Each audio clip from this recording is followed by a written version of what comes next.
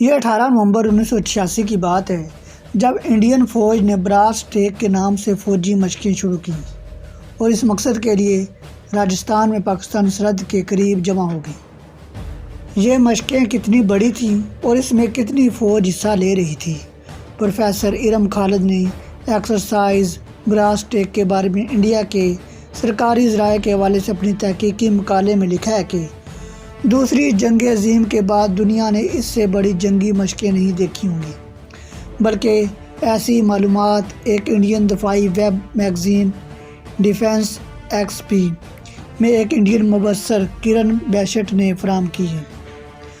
Georgia southern university کے professor امریتس doctor شفقت ہاشمی نے لکھا ہے کہ یہ مشقیں نیٹو کی کسی بھی فوجی مشق سے بڑی تھیں۔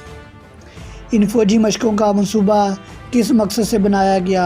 پروفیسر ارم نے اسی ذریعے کے حوالے سے ان فوجی مشقوں کے 3 مقاصد بیان کیے ہیں۔ پہلا مقصد کسی تصادم کی صورت میں فوجی نقل و حرکت کی اہلیت کو جانچنا۔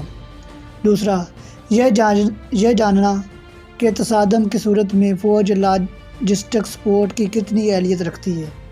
تیسری پاکستان کی مسلح افواج پر اپنی بالادستی ثابت کرنا۔ ان مشقوں میں فوج کی کتنی بڑی تعداد حصہ لے رہی تھی؟ مختلف ذرائع نے اس کے مختلف اعداد و شمار بیان کیے ہیں۔ اس آپریشن میں انڈین ایئر فورس کے جاگوار اور مگ طیاروں نے حصہ لیا۔ ان طیاروں نے مبینہ طور پر بعض اوقات پاکستان کی فضائی سرحدوں کی خلاف ورزی بھی کی۔ برصغیر کے 2 روایتی حریف ملکوں کی سرحد پر فوج کے اتنے بڑے اجتماع پر عالمی ذرائع ابلاغ کی توجہ شروع سے ہی مرکوز ہو گئی، جس نے اسے جنگ پر اکسانے کی سرگرمی قرار دیا۔ کرشن سوامی سندر جی، جو اس زمانے میں انڈین فوج کے سربراہ تھے، اس تاثر سے اتفاق نہیں کرتے تھے۔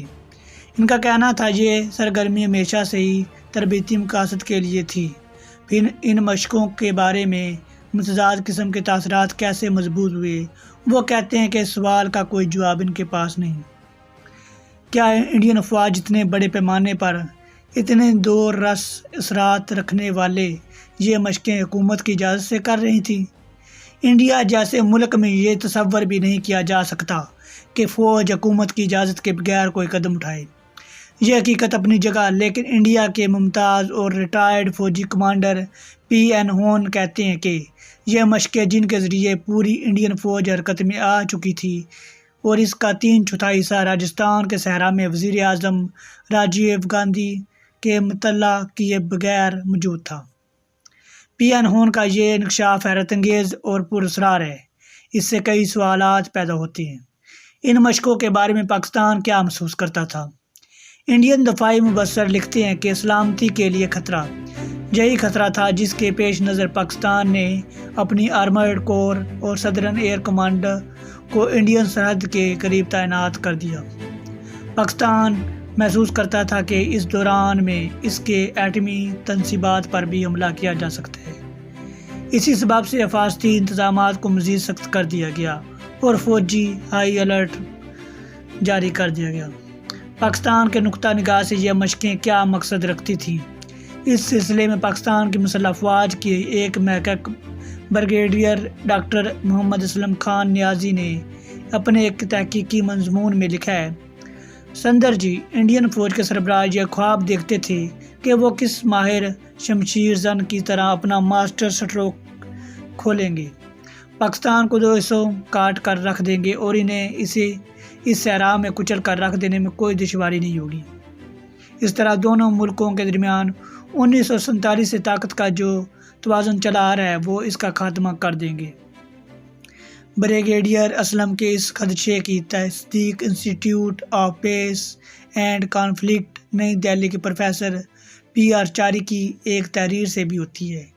انہوں نے اپنی کتاب Indo Pakistan nuclear standoff میں لکھا ہے کہ اصل منصوبہ یہ تھا کہ پنجاب پر حملہ کر کے اسے سندھ سے کاٹ دیا جائے تاکہ پاکستان کی ایٹمی صلاحیت کی حقیقت بننے سے پہلے اس کا خاتمہ کر دیا جائے۔ کیا انڈین عزائم کا تعلق مشرقی پنجاب میں سکھوں کی علیحدگی کی تحریک سے بھی تھا؟ کیونکہ یہ وہی زمانہ تھا جب پاکستان پر سکھوں کی علیحدگی کی تحریک کی حمایت کا الزام عائد کیا جاتا ہے۔ پروفیسر ارم نے پاکستانی فوج کے ایک سینئر فوجی افسر کے حوالے سے لکھا ہے کہ اس کا مقصد پاکستان کو سزا دینا بھی تھا۔ پروفیسر ارم نے اس سلسلے میں نومبر 1986 کے BBC کے ایک نشریے کا بھی ذکر کیا، جس میں بتایا گیا تھا کہ انڈین قیادت، جس میں وزیر اعظم راجیو گاندھی اور وزیر داخلہ شامل ہے، نے پارلیمنٹ میں بیان دیا تھا کہ علیحدگی پسندوں کی حمایت کرنے پر پاکستان کو سبق سکھایا جائے گا۔ امریکی دفتر خارجہ کے تجزیہ کار ولین ایلیزا نے اس سلسلے میں خیال ظاہر کیا کہ ان دونوں پاکستان کے صوبے سندھ میں صورتحال خاصی خراب تھی۔ انڈیا صورتحال سے بھی فائدہ اٹھانے کا خواہشمند تھا۔ ممتاز دفاعی محق رابرٹ آرٹر نے اپنی کتاب the use of force, military power and international politics میں لکھا ہے کہ اتنے بڑے پیمانے پر فوجی مشقوں کے نتیجے میں پاکستان کے ذہن میں پیدا ہونے والے شعبات نہ دانستہ تھے اور نہ یہ کسی حادثے کا نتیجہ تھے، بلکہ یہ جنرل سندرجی کا ایک سوچا سمجھا منصوبہ تھا۔ وہ چاہتے تھے کہ ان مشقوں کے ذریعے پاکستان کو مشتعل کر دیں تاکہ وہ کوئی جوابی کارروائی کرے۔ یہ کارروائی انہیں پاکستان کی جوہری تنصیبات پر حملہ کرنے کا موقع فراہم کر دے گی۔ رابرٹ آرٹ نے پاکستان کی ایٹمی تنصیبات پر جس حملے کا خدشہ ظاہر کیا، اس کی تصدیق بعض دیگر ذرائع سے بھی ہوتی ہے۔ ایک انڈین مصنف بنے اوپدھیایا نے ایک پاکستانی سائنسدان کے حوالے سے لکھا ہے کہ ان دونوں وزارت خارجہ اور وزارت دفاع میں دن رات اجلاس ہوا کرتے تھے، جن میں پاکستان کی ایٹمی تنصیبات پر انڈیا کے امکانی حملے اور اس کی روک تھام پر غور کیا جاتا تھا۔ سن 1981 میں اس سلسلے میں پاکستان کی مسلح افواج کو مستقل طور پر یہ احکامات دے دیے گئے کہ وہ ہمہ وقت تیار رہیں اور اس قسم کے کسی بھی حملے کا رخ موڑ دیں۔ اس مصنف نے لکھا ہے کہ جیسے ہی براس ٹیک مشقیں شروع ہوئیں، پاکستان مسلح زمینی دستوں اور صدرن ایئر کمانڈ کو انڈین پنجاب کی سرحد پر تعینات کر دیا۔ اس کارروائی کے تھوڑے دن بعد پاکستان نیوی نے بحیرہ عرب کے شمالی علاقے میں جنگی جہاز اور آبدوزیں تعینات کر دیں۔ ستمبر 1987 تک حالات اس قدر بگڑ چکے تھے کہ سرحدوں پر تعینات دونوں ملکوں کے فوجی ایک دوسرے کے نشانے پر تھے۔ اگر یہ الزام درست مان لیا جائے کہ انڈین فوج اپنے طے شدہ مقاصد کے لیے پاکستان پر حملہ کرنے کا ارادہ رکھتی تھی، تو پھر فطری طور پر یہ سوال بھی پیدا ہوتا ہے کہ کم وسائل کے باوجود پاکستان انڈین منصوبے کو ناکام بنانے میں کامیاب کیسے ہوا۔ بریگیڈیئر اسلم نیازی نے اس سوال کا جواب یہ دیا کہ انڈیا کے مقابلے میں پاکستان کی حکمت عملی بہتر تھی اور وہ نہایت خاموشی کے ساتھ اپنی فوج کو حرکت میں لے آئی تھی۔ ایک انڈین مصنف کاتنی باجپائی نے دعویٰ کیا کہ انڈین فوج کی مشقوں کے تمام تر تفصیلات پہلے ہی پاکستان حاصل کر چکا تھا، اس طرح اسے کئی معاملات میں آسانی حاصل ہو گئی۔ ان دستاویزات کے مطابق امریکی صدر رونالڈو ریگن خطرہ محسوس کرتے تھے کہ پاکستان نے اگر یورینیم کی افزودگی جاری رکھی اور وہ مقررہ حدود سے بڑھ گئی تو اس کے نتیجے میں انڈیا پاکستان کی ایٹمی تنصیبات پر حملہ کر دے گا۔ اس حملے کے نتیجے میں دونوں ملکوں کے درمیان مکمل جنگ چھڑ سکتی ہے۔ امریکی صدر نے یہ اطلاع نان پیپرز اور ایک خط کے ذریعے جنرل ضیاء الحق تک پہنچا دی۔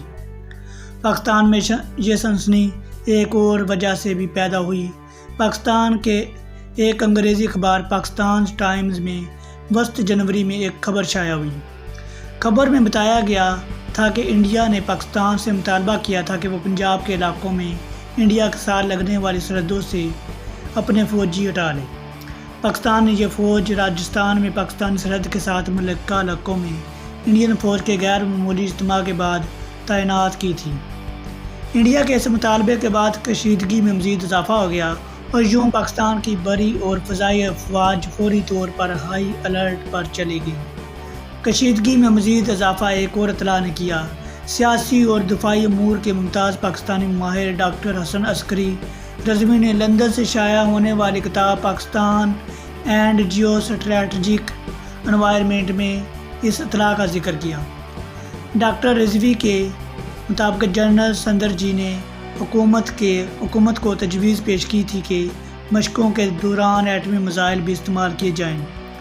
ان مشقوں پر پاکستان نے جو رد عمل ظاہر کیا، یہ اطلاع اس سے مطابقت رکھتی ہے اور ان اطلاعات کی تردید کرتی ہے کہ وزیر اعظم راجیو گاندھی ان مشقوں سے بے خبر تھے۔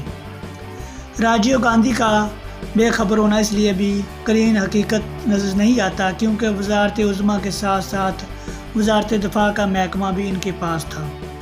ان اطلاعات کے بعد خطے میں جنگ کے بادل چھا گئے، جس کے اثرات عالمی سطح پر بھی محسوس کیے گئے۔ ممتاز امریکی سفارتکار ڈینس کک نے لکھا ہے کہ ان اطلاعات کے بعد امریکہ اور سوویت یونین کے درمیان رابطے ہوئے تاکہ اس بحران کو ٹالا جا سکے۔ انہوں نے اس سلسلے میں امریکی صدر رونالڈ ریگن کے جنرل ضیاء الحق اور راجیو گاندھی کے ساتھ ٹیلی فون رابطوں کا ذکر بھی کیا۔ انہوں نے بتایا کہ صدر ریگن نے دونوں رہنماؤں پر زور ڈالا تھا کہ وہ کشیدگی کا خاتمہ کریں۔ یہ پس منظر تھا جن میں جنرل ضیاء الحق نے سن 1987 میں انڈیا کے دورے کا فیصلہ کیا اور اس دورے کے بارے میں بتایا گیا کہ انہیں اس کی دعوت انڈین کرکٹ بورڈ نے دی تھی۔ وزیراعظم راجیو گاندھی کو جب اس دورے کی اطلاع ہوئی تو وہ ان کا استقبال کرنے کا ارادہ نہیں رکھتے تھے، لیکن قریبی مشیروں اور حزب اختلافات کے مشورے پر انہوں نے ان کے خیر مقدم کا فیصلہ کر لیا، لیکن ان کے انداز میں سرد موری تھی اور گرم جوشی نام کو نہ تھی۔ بہرام مینن لکھتے ہیں کہ جنرل ضیاء نے راجیو گاندھی کا رویہ محسوس کیا لیکن اپنے چہرے پر مسکراہٹ برقرار رکھی۔ عین اسی وقت وہ جے پور روانگی کے لیے اٹھے۔ انہوں نے بہرام مینن کی موجودگی میں راجیو گاندھی کو مخاطب کیا اور کہا، تم پاکستان پر حملہ کرنا چاہتے ہو، ٹھیک ہے کرو، لیکن یاد رکھنا اس حملے کے بعد دنیا چنگیز خان اور ہلاکو خان کو بھول جائے گی، صرف ضیاء الحق اور راجیو گاندھی کو یاد رکھے گی، کیونکہ یہ جنگ روایتی نہیں ایٹمی ہوگی۔ ہو سکتا ہے کہ اس جنگ کے نتیجے میں پاکستان صفاقتی سے مٹ جائے، لیکن مسلمان دنیا میں موجود رہیں گے، کیونکہ دنیا میں مسلمانوں کی بہت سے بڑے ملک ہیں۔ رہ گئے ہندو تو یاد رکھنا، اس تباہی کے نتیجے میں ہندوستان مٹ گیا تو دنیا بھر سے ہندوؤں کا نام و نشان مٹ جائے گا۔ اگر تم نے میری واپسی سے قبل اپنی فوج کو واپسی کا حکم نہ دیا تو پاکستان پہنچتے ہی میرے منہ سے ایک ہی لفظ نکلے گا، فائر۔ بہرام مینن نے انڈیا ٹوڈے میں لکھا ہے کہ اس لمحے میں نے جنرل ضیاء کی طرف دیکھا اور سوچا کہ یہ شخص برصغیر کو راکھ کے ڈھیر میں بدلنے کی صلاحیت رکھتا ہے۔ سابق وفاقی وزیر راجہ ظفر الحق جنرل ضیاء الحق اور راجیو گاندھی کے درمیان ملاقات اور اس دوران مکالمے کی تصدیق کرتے ہیں، البتہ ان تفصیلات کی تصدیق نہیں کرتے جو بہرام مینن بیان کرتے ہیں۔ انہوں نے بی بی سی کو بتایا کہ جنرل ضیاء الحق نے راجیو گاندھی کے ساتھ ملاقات کی تفصیلات ذاتی طور پر انہیں بتائی تھیں۔ انہوں نے بتایا کہ راجیو گاندھی رخصت کرنے کے لیے جب اٹھے تو جنرل ضیاء الحق نے ان سے کہا کہ آپ ذرا میری بات سن لیں۔ یہ کہہ کر وہ اپنے میزبان کو ایک طرف لے گیا اور ان سے کہا کہ جو کچھ آپ کے پاس ہے وہی کچھ ہمارے پاس بھی ہے، یعنی ایٹمی اسلحہ، اس لیے بہتر یہی ہے کہ آپ سرحدوں سے اپنی فوج ہٹا لیں۔ جنرل ضیاء نے مجھے بتایا کہ یہ سن کر راجیو گاندھی کے ماتھے پر پسینہ آ گیا۔ راجہ ظفر الحق بہرام مینن کے اس بیان کو درست نہیں سمجھتے، جس میں انہوں نے کہا تھا کہ جنرل صاحب نے اس موقع پر بعض تاریخی شخصیات کا حوالہ دیا یا یہ کہا کہ برصغیر کی تباہی کی صورت میں اس دنیا میں مسلمانوں کا وجود تو برقرار رہے گا لیکن ہندو اس قرار سے مٹ جائیں گے۔ جنرل ضیاء کے دورہ انڈیا کے بعد صورتحال بدل گئی۔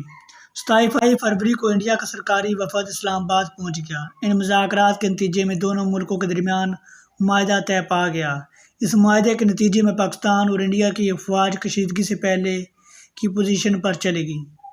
فوجوں کی واپسی کے بعد انڈیا نے بعض اضافی اقدامات بھی کیے۔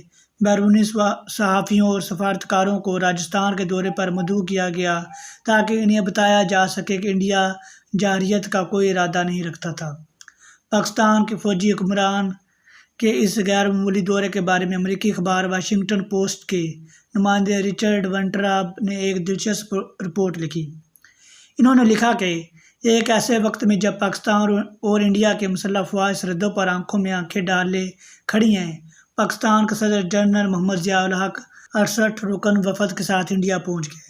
بظاہر ان کا یہ دورہ کرکٹ کا میچ دیکھنے کے لیے ہے، تاہم انڈیا حکام یہ خیال تسلیم کرنے پر آمادہ دکھائی نہیں دیتے کہ یہ دورہ دونوں ملکوں کے درمیان کشیدگی کے خاتمے کے سلسلے میں کسی پیش رفت کا باعث بن سکتا ہے۔ اس کے برعکس اس دورے کے ذریعے جسے کرکٹ ڈپلومیسی کا نام دیا جا رہا ہے۔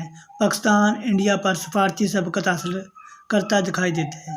خود جنرل ضیاء الحق نے اپنی پہل کاری کو کرکٹ برائے امن کا نام دیا تھا۔ اس واقعے کے برسوں بعد معروف مبصر سوتک بسواس نے BBC کے لیے ایک رپورٹ میں جنرل ضیاء کے ایک جملے کا ذکر کیا۔ جنرل محمد ضیاء نے صحافیوں کو مخاطب کرتے ہوئے کہا تھا کہ تم انڈیا کے باؤنسر کے مقابلے میں میرے چھکے کو نظر انداز کیوں کرتے ہو؟ والسلام۔